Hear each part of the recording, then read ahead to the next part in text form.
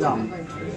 22 जनवरी को अयोध्या में भव्य मंदिर का निर्माण पूरा हो चुका है।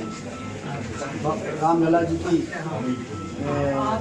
मूर्ति की स्थापना का काम चल रहा है और भव्य उद्घाटन प्रधानमंत्री जी के कर कमलों से 22 जनवरी को होने जा रहा है।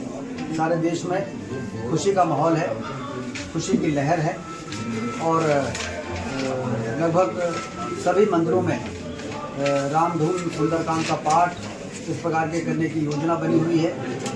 और रीवा में भी मुझे बड़ी खुशी है कि राम दरबार जो पिछले कई वर्षों से सुंदरकांड का पाठ विभिन्न जगहों में करके एक सनातन की पताका को बहुत ही एक नई ऊर्जा देने का काम, लोगों में एक नया धार्मिक भाव पैदा हो जाए, इसका जो काम किया जा रहा है राम दरबार के द्वारा ही 22 जनवरी को पवित्र पचमढ़ा धाम में बिहर नदी के तट पर सुंदरकांड के भव्य पाठ का आयोजन तय हुआ है। और वहीं पर एक LED स्क्रीन लगेगी और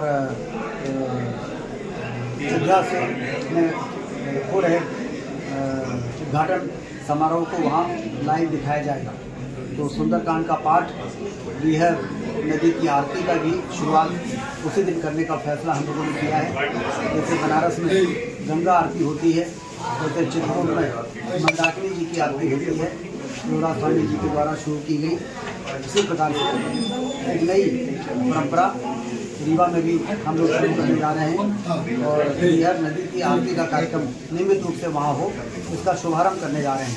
इसलिए रीवा के समस्त नागरिकों से मैं निवेदन करता हूं कि आप सब 22 जनवरी को वहां पर पधारें और सुंदरकांड के पाठ का श्रवण करें, बिहर नदी की आरती को देखें और अयोध्या में भगवान राम लला जी की भव्य मंदिर के लोकार्पण समारोह को भी वहाँ पर देखें। इसलिए सभी वहाँ पर आमंत्रित हैं। हम सब वहाँ पर आपका स्वागत करने के लिए उपस्थित रहेंगे। बहुत बहुत धन्यवाद। जय श्री राम।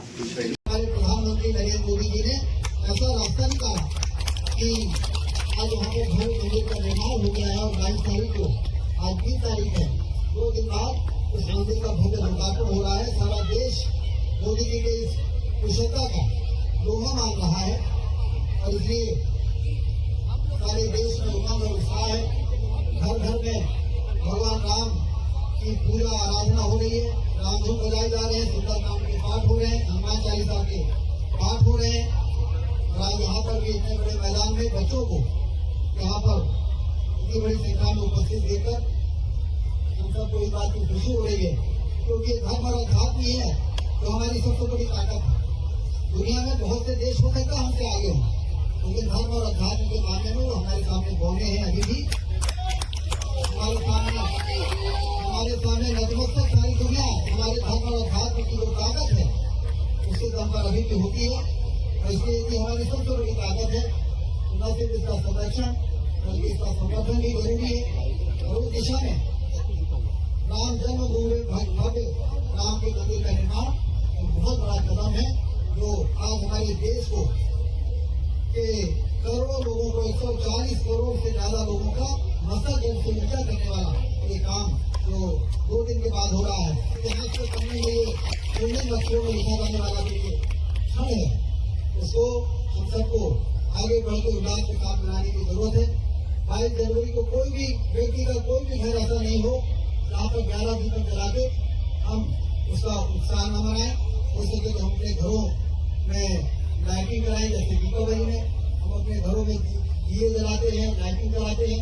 इस प्रकार का पूरे देश में लोग तैयारी कर रहे हैं कि उस दिन हम भगवान राम के भव्य मंदिर के निर्माण का, जैसे हम राम नवमी में उत्सव मनाते हैं, वैसे ही उनके मंदिर के निर्माण के उद्घाटन के अवसर का भी हम उत्सव मनाएं।